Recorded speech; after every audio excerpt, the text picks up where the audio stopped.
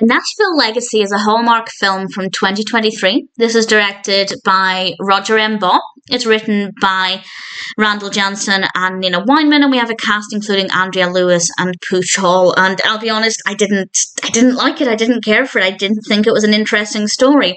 Well, that's not true. Occasionally, the mystery was a little fascinating, but for the most part, I didn't find it to be very interesting. And maybe that's because I don't care about music. I don't care about the music industry.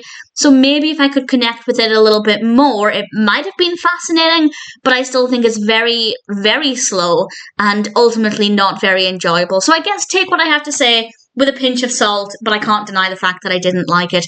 This is about our protagonist who was working on a dissertation about the music industry in the 50s and 60s, and there might be a bit of a mystery there revolving around these particular singers, these female singers, and what her grandmother might have been able to contribute to the music industry at the time. And I don't want to give away really any more than that because that's what the mystery is.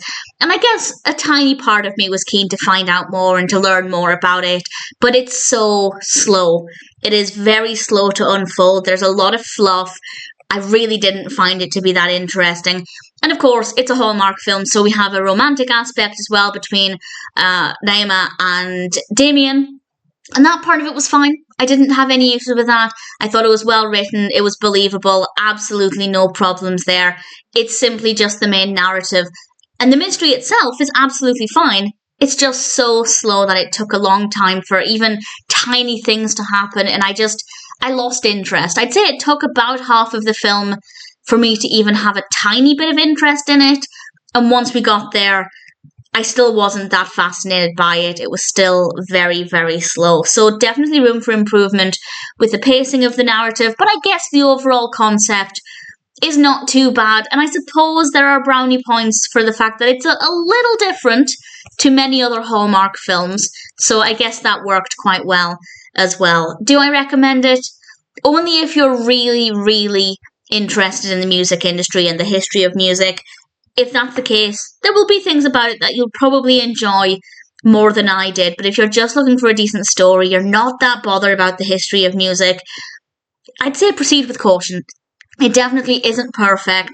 There are some okay moments, and I guess I was interested enough to find out ultimately the answer to various questions that the characters had. But in general, I wouldn't say I particularly enjoyed it. It was watchable. The characters were okay. The performances were fine. There's not a lot of music in it compared to what I was expecting. For a film that's about music, I was expecting more music. But in general, I'd say I didn't get much out of it personally. Maybe you'll feel differently if you're very passionate about the history of music. And that's not to say I couldn't have enjoyed it, because there are many films, including Hallmark films, that are about music and about musicians, and I really thoroughly enjoyed them. I just think the story was really weak. It had a lot of potential, but the execution wasn't great. But we have some okay moments with the mystery, and the characters are quite likeable with some solid performances. So I didn't love A Nashville Legacy. It might appeal to some people more than it did to me, but I still don't think it's great. I still think it needed a bit of work. Not perfect, but if it sounds like it might appeal to you, then maybe it's worth checking out.